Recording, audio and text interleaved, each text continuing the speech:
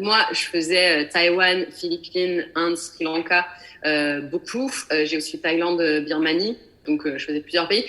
C'est sûr que en Inde, par exemple, être une femme, c'est compliqué. C'est pas forcément la simplicité pour s'imposer en termes de business en Inde. Mais voilà, après, je sais que c'est des choses où c'est hyper intéressant, mais ça demande forcément d'avoir du caractère, d'être un peu solide sur ses pieds, et puis on se prend des taquets. Enfin, moi, j'ai déjà eu des rendez-vous où je dis un truc et on me dit ta gueule femme, tu vois, donc.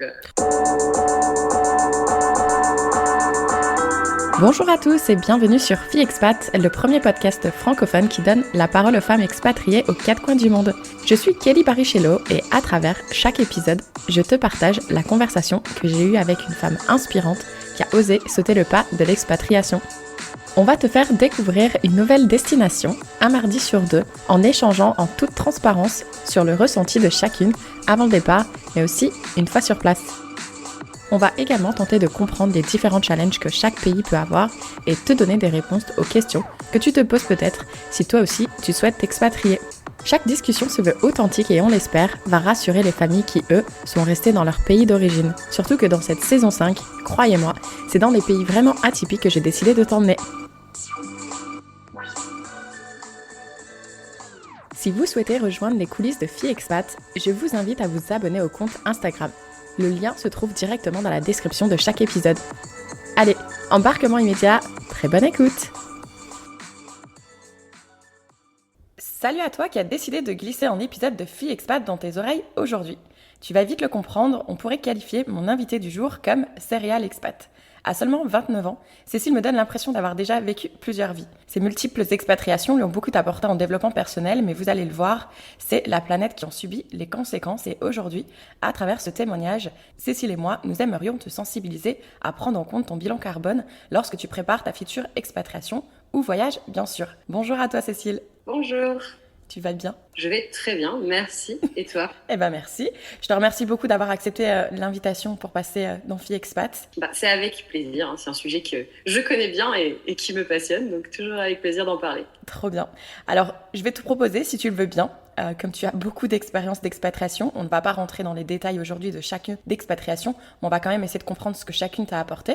Donc, est-ce que tu peux nous faire un petit retour en arrière, nous dire déjà où est-ce que tu as grandi en France, quel genre d'études tu as effectué, et ensuite, quelle a été ta première expérience d'expatriation ? Oui, alors je viens d'un petit village dans le sud de la Drôme, avec 1000 habitants, donc c'est un tout petit village au milieu des collines.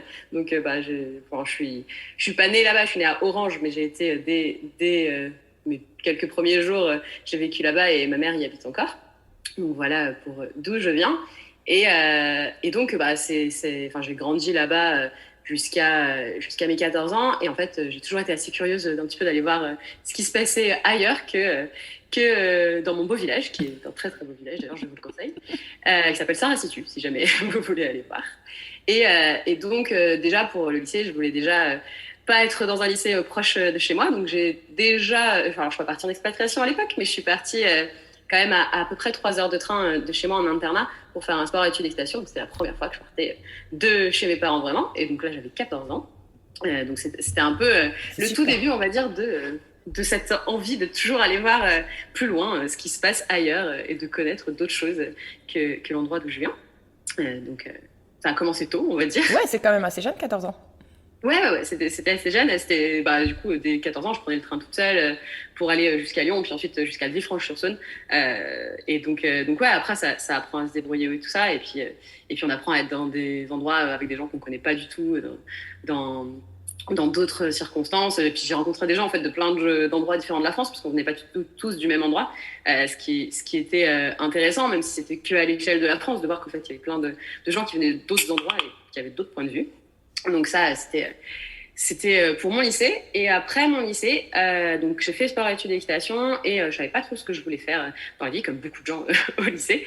Mais j'aimais beaucoup tout ce qui était en lien avec la nature, les animaux, l'équitation évidemment. Et j'aimais beaucoup la biologie. Et donc j'ai eu une de mes profs de l'époque qui m'avait présenté ce que c'était les études d'ingénieur agronome. Il n'y a pas beaucoup de gens qui connaissent les ingénieurs agronomes au lycée. Et donc je me suis dit que ce serait des études plutôt intéressante, et donc je suis ingénieure agronome. Donc j'ai fait mes études à Lyon Et une des raisons pour laquelle l'école que j'ai faite m'intéressait pas mal, en plus du fait que c'était de l'agronomie, c'était qu'ils proposaient beaucoup de choses à l'international. Et donc moi, jusqu'ici, j'étais partie avec ma mère parfois à l'étranger, mais j'étais jamais partie toute seule. Et j'avais quand même pas mal envie d'aller dans d'autres pays. Et entre autres, ils proposaient un double diplôme au Brésil. J'en reparlerai parce que c'est ce que j'ai fait. Et donc, ça faisait partie des raisons pour lesquelles je voulais faire cette école aussi. C'est parce que je trouvais que c'était génial de pouvoir aller un petit peu partout dans le monde dans le cadre de mes études. Est-ce que tu dirais que tu avais des facilités dans les langues ? Non, pas spécialement. D'ailleurs, je vais en parler avec ma première expérience. J'ai jamais été mauvaise élève dans aucune matière, on va dire. Donc j'étais plutôt bonne élève partout, mais j'avais pas de facilité particulière en langue. J'étais pas mauvaise, mais j'étais pas bonne. Je me démarquais pas forcément des autres. Et d'ailleurs, on avait un concours dans le concours d'entrée de l'ISARA.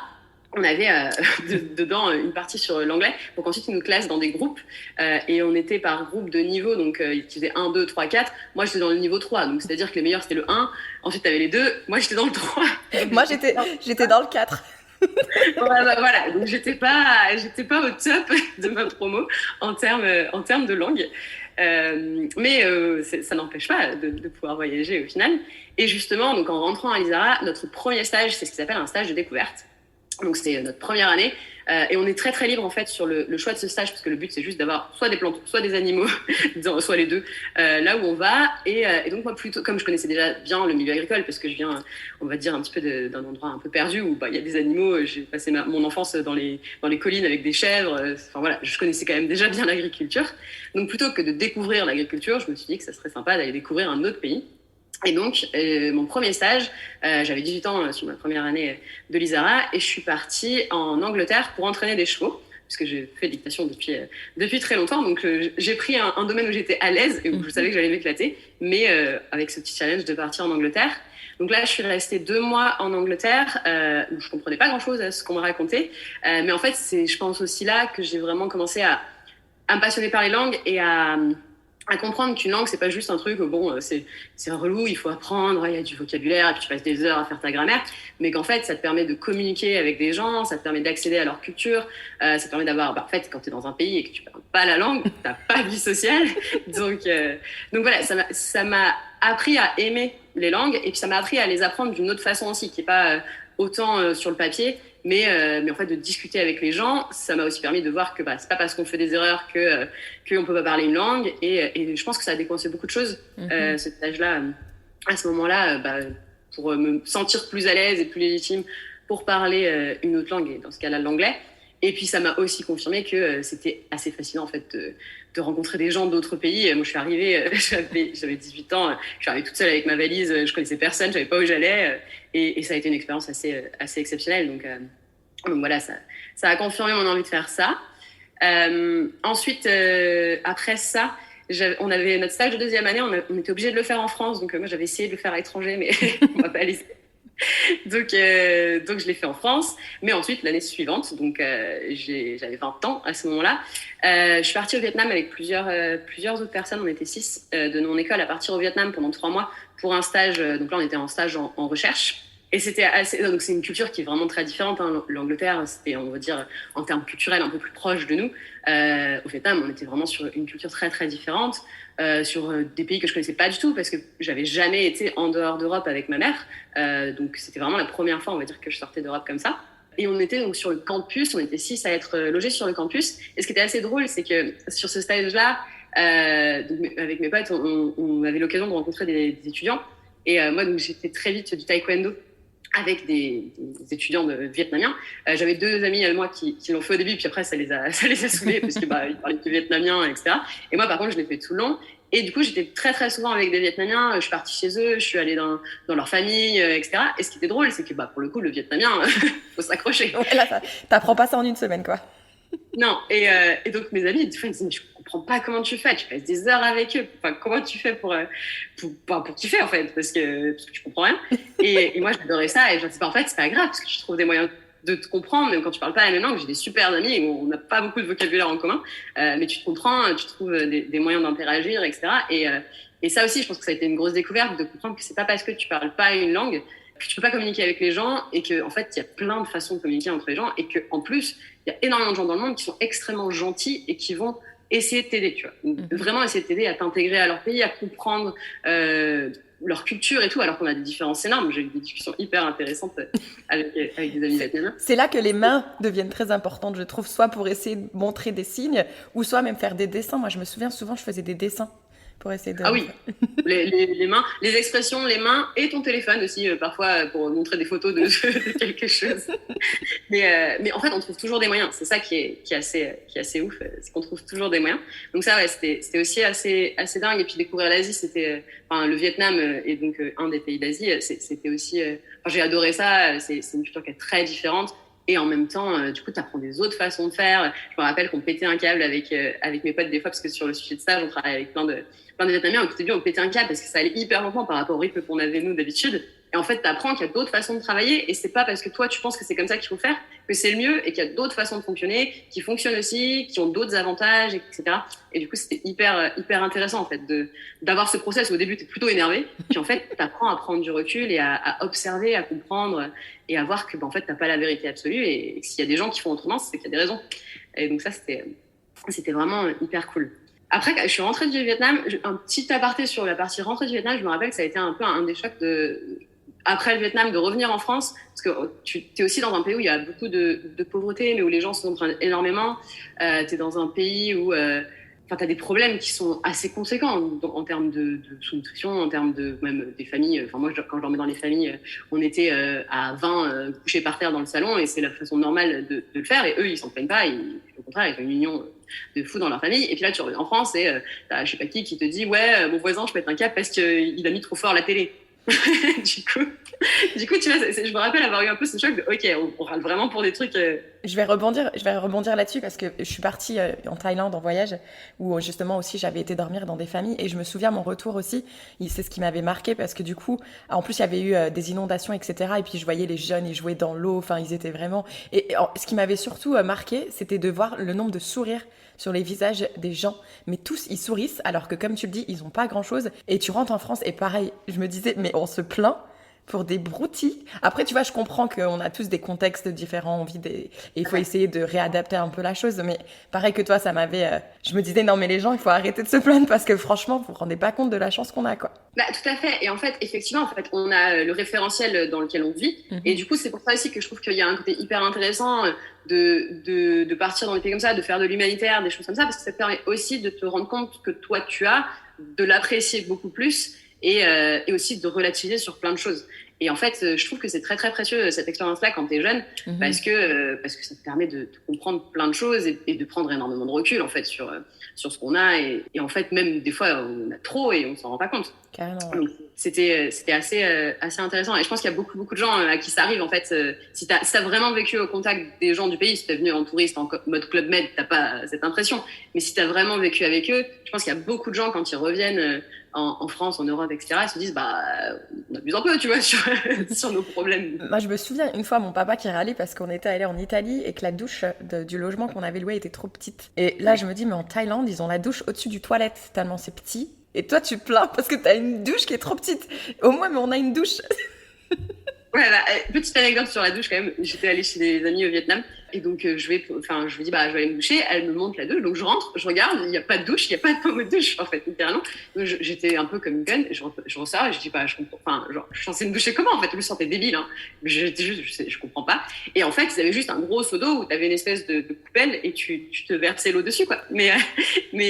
Et en fait, pour eux, c'est normal. Et en plus, ça fait des économies d'eau de fou dans un pays où il y a déjà plein de problèmes d'accès à l'eau. Et en fait, moi, de mon point de vue européen, ça paraissait, mon Dieu, c'est horrible, alors qu'en fait, c'est la vie de plein de gens, et ils en sont pas forcément plus malheureux. Donc, ça te fait vraiment réaliser des choses, en fait, je trouve, ce genre d'expérience. Et à côté de ça, t'as des gens qui vont péter un câble parce que, effectivement, la douche est trop petite. C'est assez drôle, le niveau, quoi. C'est ça. Mais ouais, donc ça, ouais, c'était le Vietnam. Après ça, je suis revenue en France, mais pas très très longtemps, et ensuite je suis repartie après quand j'avais 21 ans au Brésil. Donc j'ai fait le fameux double diplôme qui m'avait fait entre autres vouloir rentrer dans cette école. Une des raisons pour lesquelles je voulais aller au Brésil, c'est que ma spécialité c'est l'agriculture, l'agronomie, et c'est un pays en termes d'agronomie qui est hyper intéressant. parce qu'on a tous les climats qui existent, on a tout le type de terre, enfin il y a énormément de choses, et donc c'est un pays incroyable en termes de connaissances que tu peux avoir agronomiques, donc ça c'est très personnel à moi. Et du coup je suis partie pour 2 ans dans ce pays-là, et donc d'ailleurs les réactions de la famille étaient assez drôles. C'était mais t'es folle de partir toute seule là-bas. Ma grand-mère elle avait une image du Brésil de gens qui vivaient dans la forêt. C'était assez drôle l'image qu'elle pouvait avoir du Brésil, qui n'est pas du tout une image correcte, parce qu'en fait, t'as plein de diversité au Brésil. Et à ce moment-là, dans ton école, t'étais la seule à partir pendant 2 ans, ou il y avait d'autres étudiants qui allaient partir aussi? Non, je suis partie toute seule, ouais. Je suis partie toute seule sur le diplôme du Brésil. Il y a pas mal de gens, parce qu'en fait, mon école, on est obligé de partir à l'étranger au moins 3 mois. Donc, il y en a pas mal qui font des séjours de 6 mois, mais il n'y en avait aucun dans mon école. Et il y en a d'autres qui ont fait le diplôme, entre autres, il y en avait un avec les Pays-Bas, mais qui est 1 an aux Pays-Bas, 1 an en France. Et donc, ouais, j'étais la seule. Mais d'ailleurs, j'ai battu un peu tous les records de ce que tu pouvais faire en termes de partir à l'étranger dans mon école. Parce que c'est vraiment savoir ce que je faisais tout le temps. Comment t'as réagi justement aux réactions de ta famille? En fait, j'avoue que j'étais un peu... Enfin, je veux dire, il y a des gens qui vivent là-bas, donc j'imagine que ça va. Et puis, je savais qu'il y avait d'autres étudiants qui étaient partis. Et puis, je me disais, mon école, elle va pas m'envoyer dans un endroit où ça va être horrible. Mais c'est vrai que ça te met un petit doute quand même. Tu te dis, ok. Bon.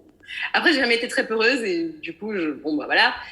C'est sûr qu'il y a des endroits au Brésil où il faut faire gaffe. Enfin, il y a plein de choses où il faut faire gaffe, mais c'est valable un petit peu partout. Je veux dire, même en France, moi, j'ai eu plein de moments où, en plein milieu de Lyon, il y a des trucs un peu chelous qui se passent. T'es en plein milieu de Lyon, donc voilà. Mais après, voilà, c'est vrai que ça te fait un petit peu bizarre, surtout que, petite anecdote quand même de mon arrivée au Brésil, j'avais un changement d'avion. Et donc, déjà, je passais par la Turquie. C'est pas très logique en termes de trajet, mais c'était logique en termes de prix. On en reparlera de l'avion un petit peu plus tard. Et donc, j'avais déjà passé 7 heures à moitié dormir à Istanbul, puis ensuite à reprendre l'autre avion. J'arrive là-bas, mon avion était en retard, et je devais prendre 2 bus, en fait, pour arriver jusqu'à la ville où j'étais. Donc, je suis arrivée à Sao Paulo. Je devais aller dans une ville qui s'appelle Piracicaba. Donc, je prends mon premier bus, mais du coup, plus tard que celui que je devais prendre, j'arrive à la station de Campinas, qui est la ville transition, en gros, que j'avais. Et là, j'arrive à Campinas. Donc, j'essaie désespérément de trouver comment prendre mon 2e bus. Et après de longues discussions, parce que je ne parlais pas du tout bien portugais, j'ai compris qu'en fait, il n'y avait pas mon 2e bus parce qu'il était trop tard. Et que donc, le prochain, il était le lendemain matin à 7 heures. Oh non. Donc, à l'époque, j'avais 21 ans, si je ne me trompe pas. Donc, j'avais 21 ans. J'étais dans un pays où tout le monde me disait que c'était hyper dangereux. Je ne parlais pas la langue. J'avais pas de sous. J'étais toute seule en plein milieu d'une gare routière, quoi. Et j'avais pas beaucoup dormi la nuit d'avant. Enfin, c'était absolument incroyable. Et donc, je voulais pas dormir parce que j'avais peur qu'on me vole ma valise.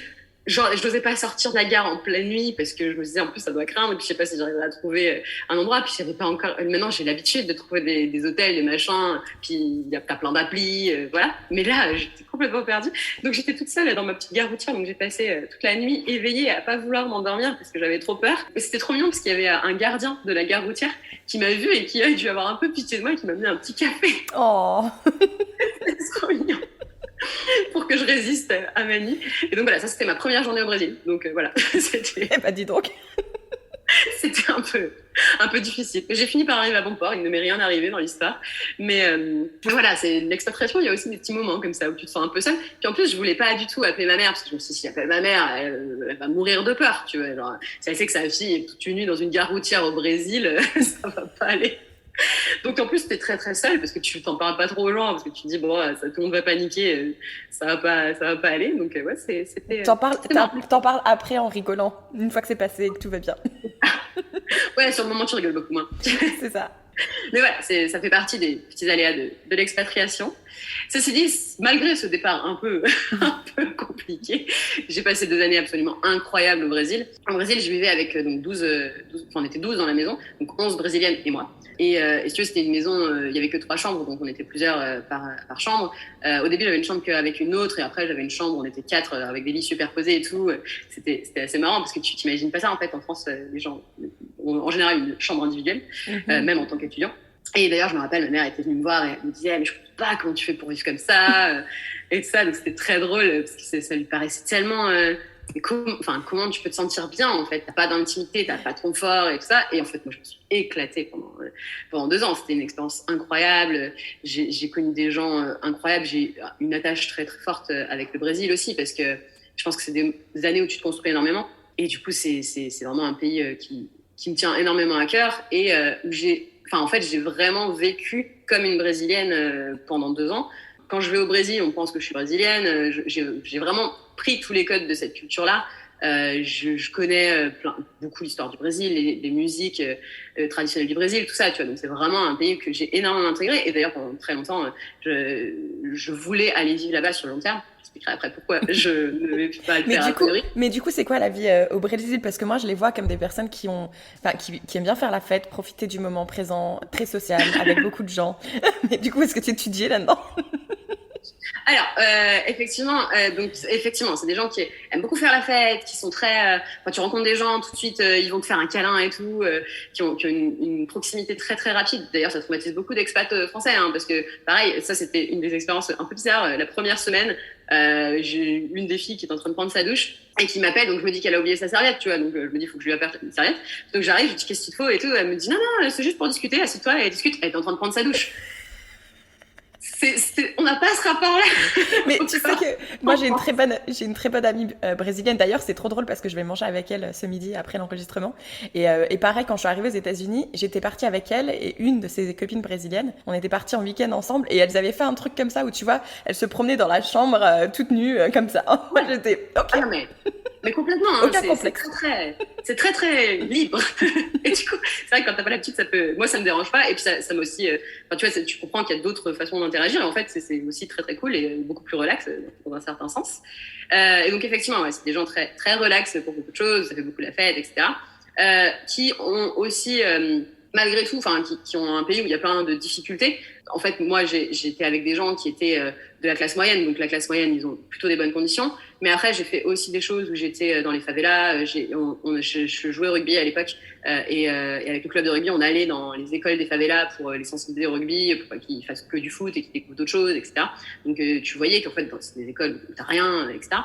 Et du coup, malgré tout, je pense qu'ils, même s'ils aiment beaucoup faire la fête, ils savent qu'ils ont quand même de la chance de pouvoir étudier dans une école publique qui a une énorme renommée. En plus, l'école où j'étais, c'est Université São Paulo, et donc il y a une grosse renommée. Donc malgré tout, ils font quand même des efforts. Après, c'est assez marrant parce que c'est pas le même fonctionnement non plus de matières. En fait, tu choisis tes matières en début d'année, tu as un certain nombre d'obligatoires et de facultatives. Dans les obligatoires, en gros, tu as des obligatoires où, je sais pas, tu as maths niveau 1, 2, 3, il faut que tu aies fait le niveau 1 pour valider le niveau 2, etc.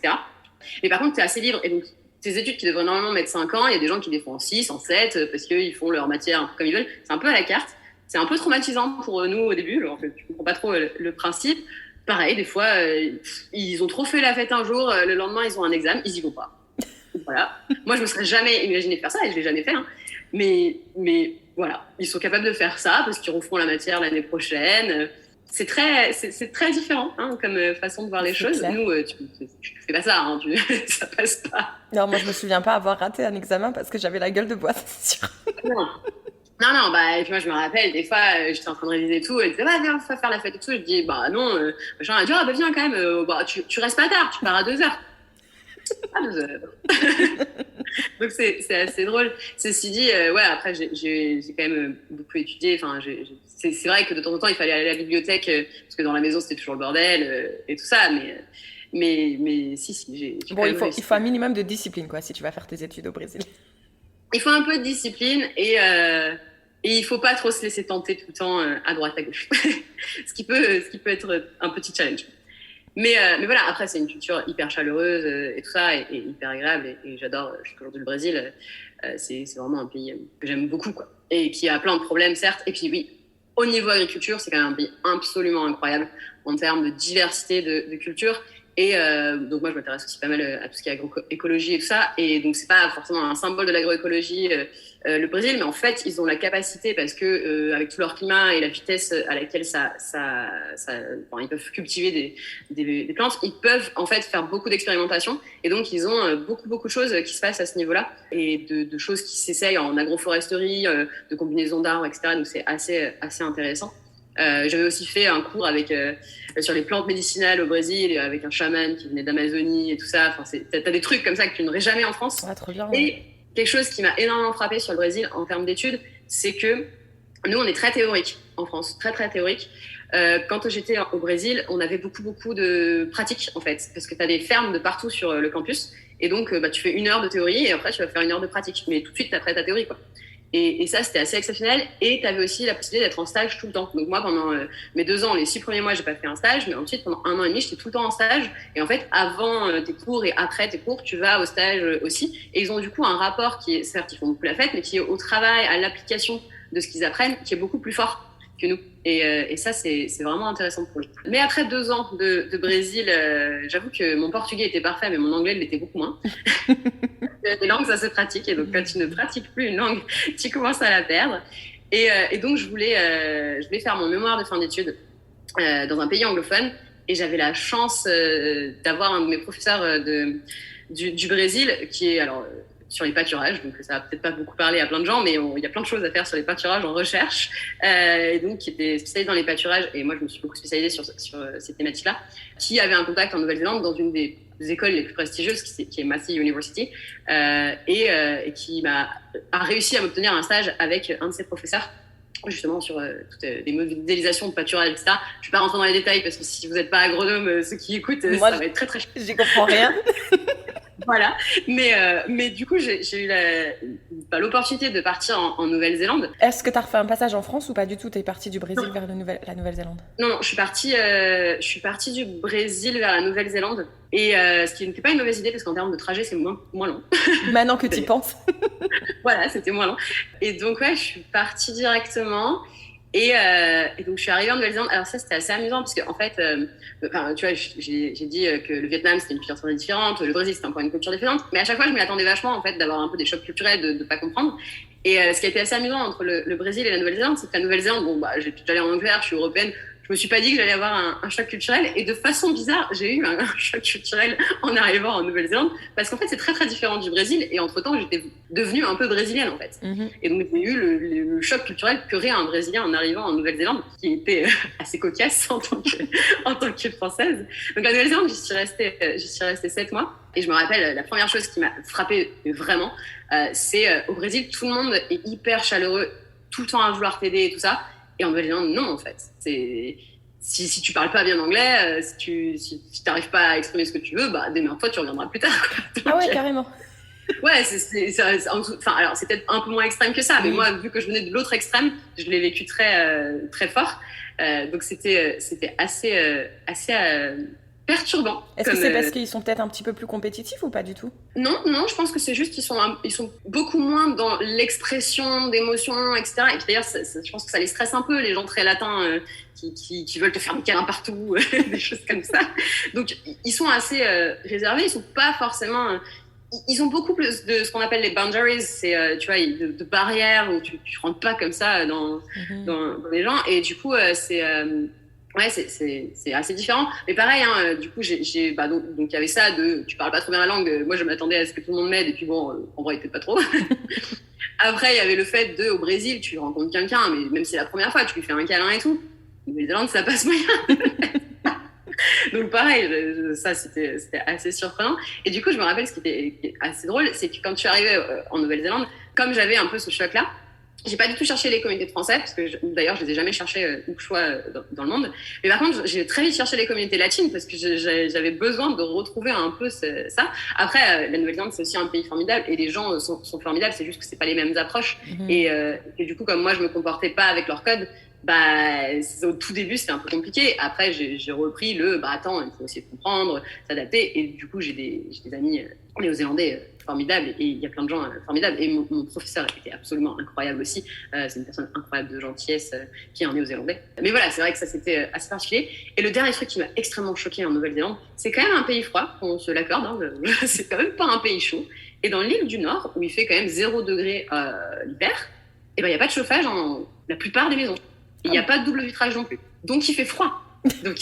Moi, je me suis retrouvée en doudoune à faire ma cuisine en doudoune. Mais non, c'est trop drôle, parce qu'on dirait vraiment que tu es passé de la chaleur, mais sur tous les points de vue, au froid, à la froideur sur tous les points de vue. Ouais, c'était ça. Et je me rappelle, alors j'étais pas la seule en tant qu'expat à être un peu traumatisée. Hein. Quand tu rencontres un expat, une des premières questions, c'est est-ce que tu as du chauffage chez toi? C'était très drôle d'ailleurs, c'était la question. Et j'avais une amie qui était allemande, qui elle avait pas du chauffage, mais qui avait une cheminée. Et donc on faisait toutes les soirées chez elle. C'était très drôle. Et ça m'avait tellement traumatisée que je l'avais exprimé à mon prof et qui m'a acheté une couette chauffante. Mais tu sais, Il avait pitié de moi. du coup, c'est un conseil super précieux que tu viens de donner. Si vous vous expatriez en Nouvelle-Zélande et que vous cherchez un logement, soyez sûr qu'il y a une cheminée. Eh ben, ouais. Et tout ce qui est isolation et tout ça, c'est pas. L'île du Sud, a priori, c'est un peu mieux parce que comme il fait encore plus froid, ils se sont dit que quand même ils allaient faire un effort. Mais l'île du Nord, tu veux enfin. Franchement, c'est surprenant. Donc, ça, c'était la Nouvelle-Zélande. Après, ça m'a permis de reprendre un niveau d'anglais beaucoup plus potable. Et c'est un pays magnifique. Et un truc que j'admire énormément sur la Nouvelle-Zélande, c'est la capacité qu'ils ont eu de préserver leur pays, de préserver la nature, des espèces qui n'existent nulle part ailleurs.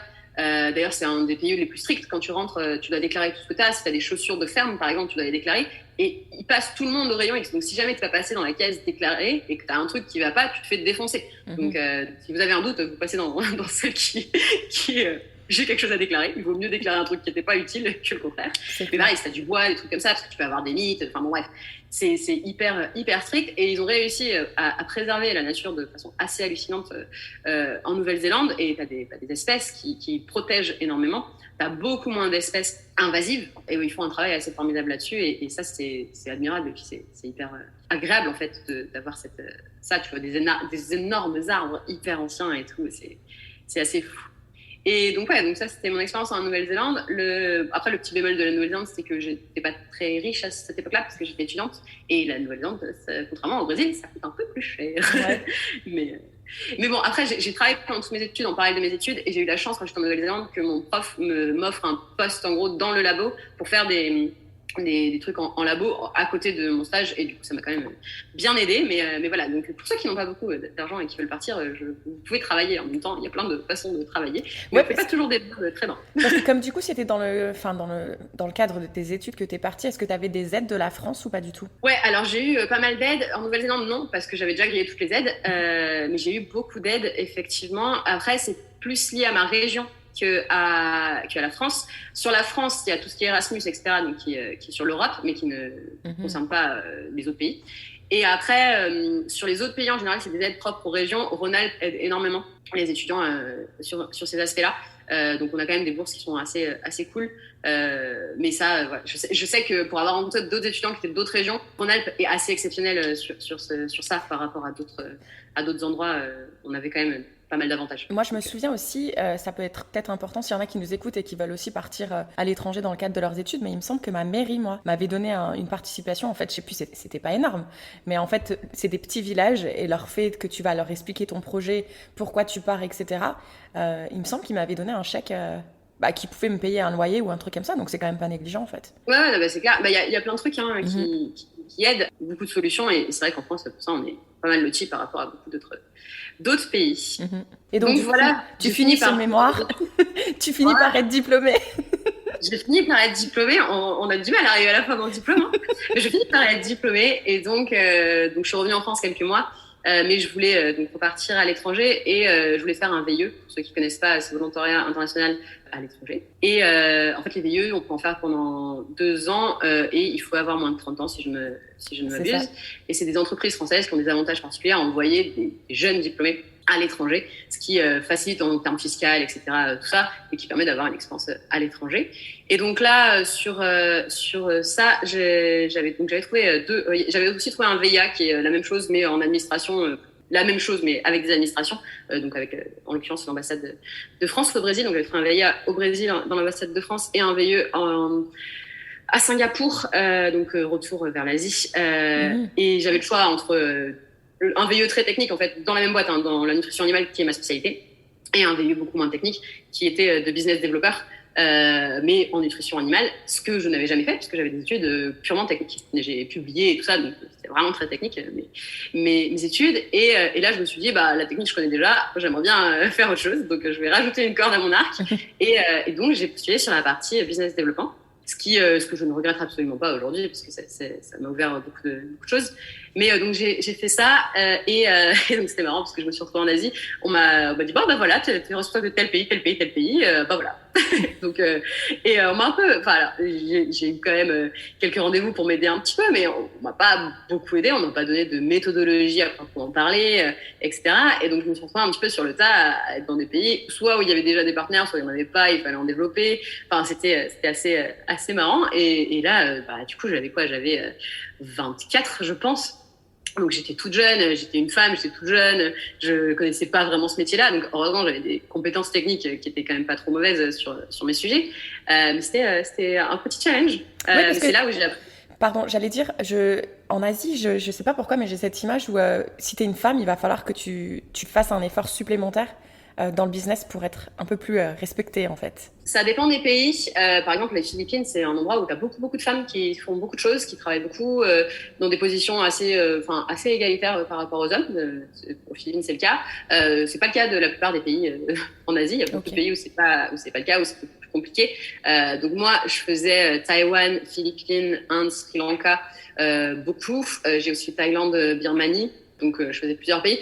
C'est sûr que en Inde, par exemple, être une femme, c'est compliqué. C'est pas forcément la simplicité pour s'imposer en termes de business en Inde. Mais voilà, après, je sais que c'est des choses où c'est hyper intéressant, mais ça demande forcément d'avoir du caractère, d'être un peu solide sur ses pieds, et puis bah on se prend des taquets. Enfin, moi j'ai déjà eu des rendez-vous où je dis un truc et on me dit ta gueule femme, tu vois. Donc oh là là.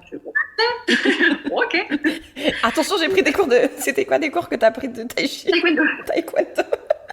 Ouais, mais après, tu vois, c'est aussi, enfin, ce qui est très très dur, c'est qu'il faut comprendre que c'est aussi une autre culture et que bah il faut essayer de comprendre. Et il y a des moments très durs. Hein. En fait, j'ai eu beaucoup de moments très durs en termes culturels en Asie. D'un côté, par rapport à la pauvreté, et l'Inde fait partie de cet endroit où tu vois de la pauvreté qui est choquante.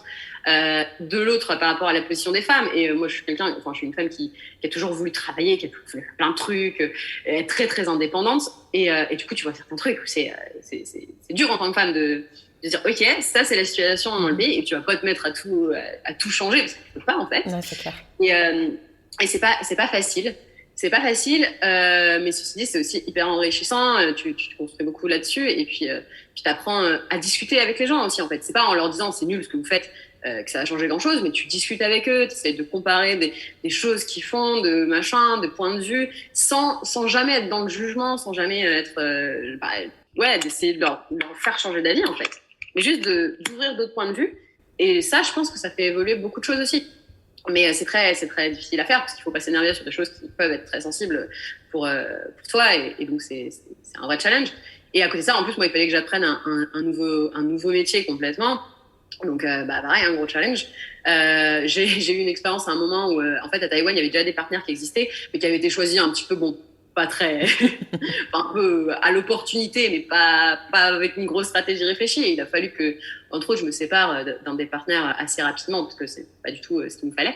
Enfin, j'ai dû y aller toute seule à 24, 25 par là, dire à un client qu'on n'avait plus travaillé avec lui. Enfin, tu vois, c'est un peu comme virer quelqu'un, tu vois. C'est clair. Assez difficile. Donc j'ai eu plein de moments comme ça assez difficiles. En plus, c'est pas dans ta culture. Enfin voilà, il y a plein d'autres choses. Et je pense qu'il y a un des trucs hyper importants, c'est quand on voyage, il faut toujours avoir ce recul et ce premier réflexe de avant d'ouvrir ta gueule, tu t'observes. C'est vraiment ça. Comment intéresser les gens, comment ça fonctionne, comment tu peux t'intégrer là-dedans, et tout ça. Et c'est hyper important en fait de prendre ce temps-là. En tout cas, je suis vraiment admiratrice parce que déjà, tu sais, on dit pour évoluer dans la vie, il faut sortir de sa zone de confort. J'ai l'impression que là, en moins de 10 ans, tu as eu des sorties de zone de confort, mais à tous les niveaux. Ouais, il y a une amie il n'y a pas très longtemps qui m'a dit en fait, toi, ta zone de confort, c'est de sortir de ta zone de confort. C'est ça.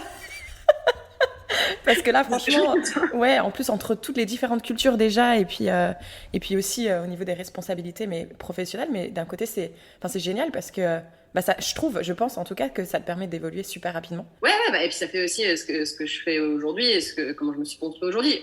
On va y arriver, mais si aujourd'hui je fais ce que je fais, c'est aussi parce que j'ai eu ce parcours-là. Mm-hmm. Et je pense que, en fait, voyager à l'étranger, sortir de ta zone de confort, et pas que dans le voyage à l'étranger, mais aussi en te mettant des défis de nouvelles choses que tu dois faire en termes professionnels, tu peux le faire en France aussi.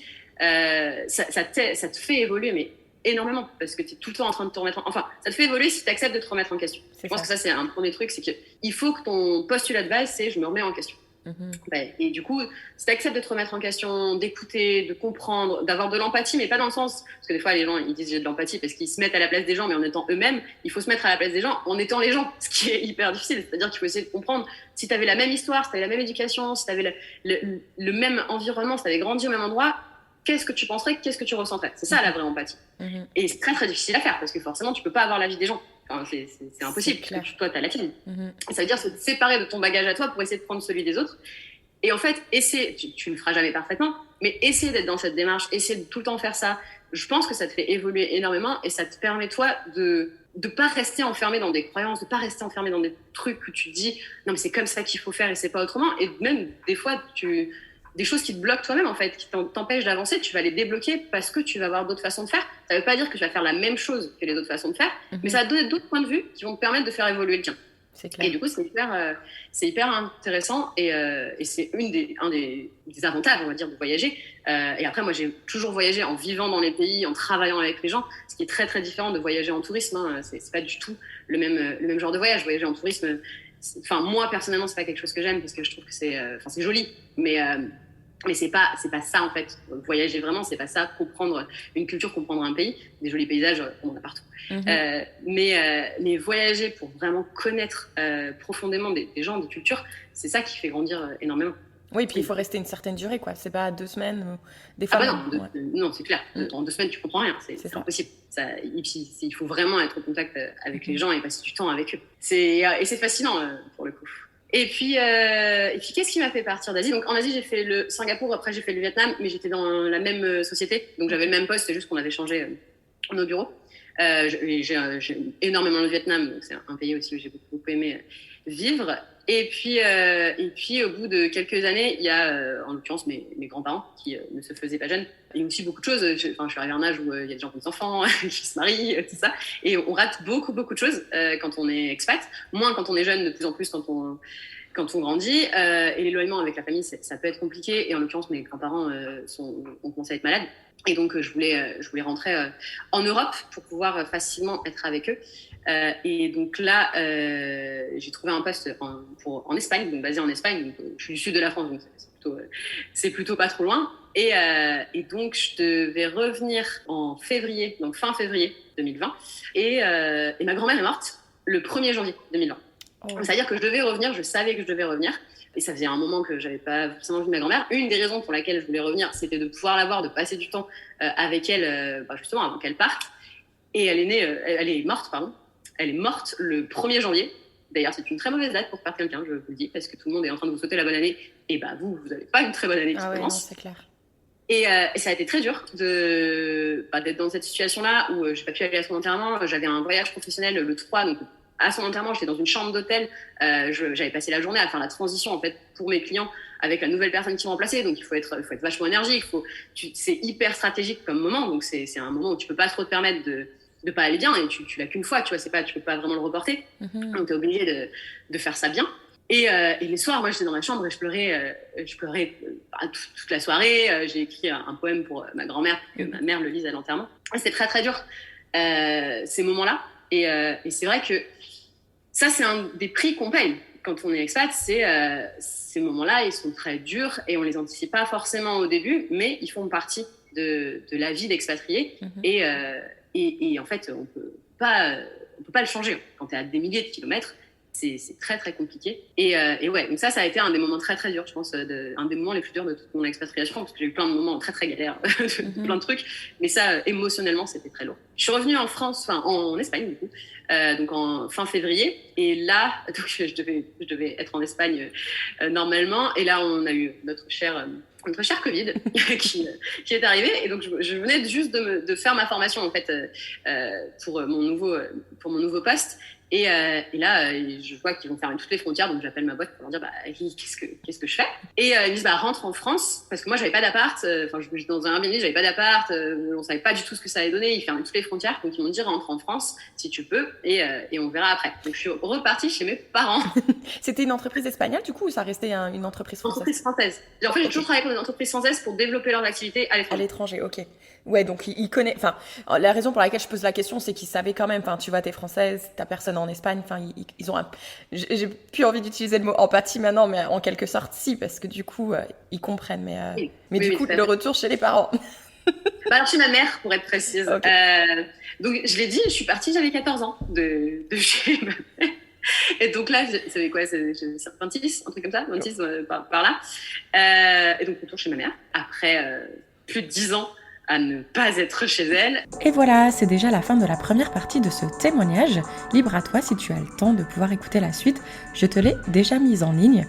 Si tu n'as pas le temps, je comprends parfaitement. C'est pour ça que je te l'ai coupé à un endroit stratégique. Et on te retrouvera plus tard pour la suite de son témoignage. Et n'oublie pas de t'abonner à la chaîne Fille Expat si tu ne souhaites rater aucun épisode. C'est gratuit et c'est disponible sur toutes les plateformes de podcast en un seul clic. À très vite!